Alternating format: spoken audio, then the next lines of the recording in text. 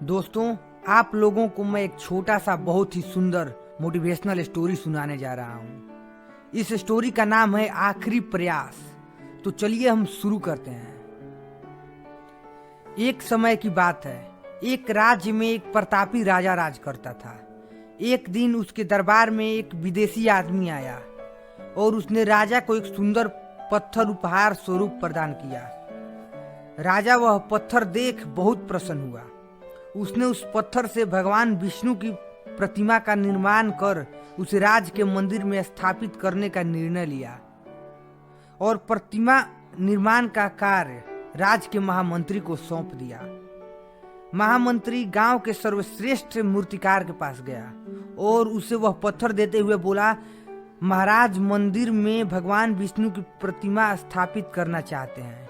7 दिन के भीतर इस पत्थर से भगवान विष्णु की प्रतिमा तैयार कर राजमहल पहुंचा देना।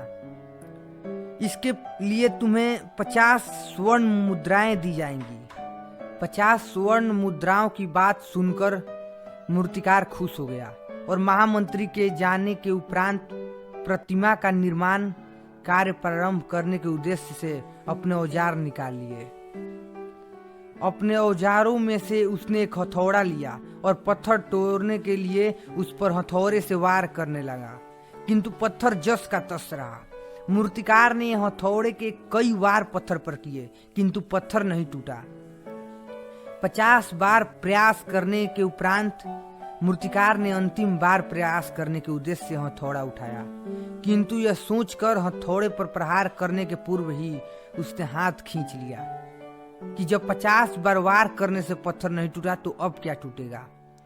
वह पत्थर लेकर वापस महामंत्री के पास गया और उसे यह कह वापस कर आया कि इस पत्थर को तोड़ना नामुमकिन है, इसलिए इससे भगवान विष्णु की प्रतिमा नहीं बन सकती। महामंत्री को राजा का आदेश हर स्थिति में पूर्ण करना था, इसलिए उसने भगवान विष्णु की प्रतिमा निर्मित करने का कार्य गांव के एक साधारण से मूर्तिकार को सौंप दिया।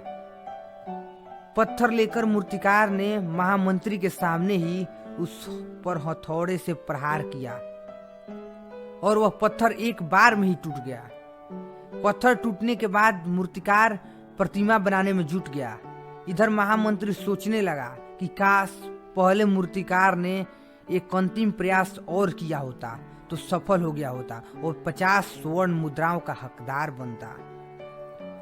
इस कहानी से दोस्तों हमें ये सीख मिलती है कि हम भी अपने जीवन में ऐसी परिस्थितियों से 2-4 होते रहते हैं। कई बार किसी कार्य को पूरा करने के पूर्व या किसी समस्या के सामने आने पर उसका निराकरण करने के पूर्व ही हमारा आत्मविश्वास डगमगा जाता है और हम प्रयास किए बिना ही हार मान लेते हैं।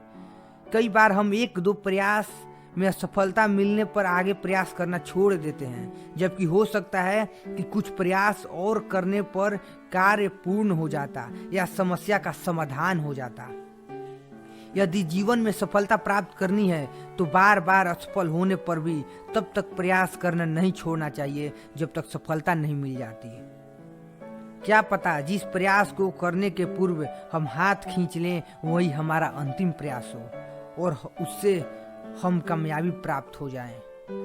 दोस्तों, अगर आपको ये मोटिवेशनल स्टोरी पसंद आई हो तो चैनल को सब्सक्राइब करें और साथ ही वीडियो को लाइक और शेयर जरूर करें।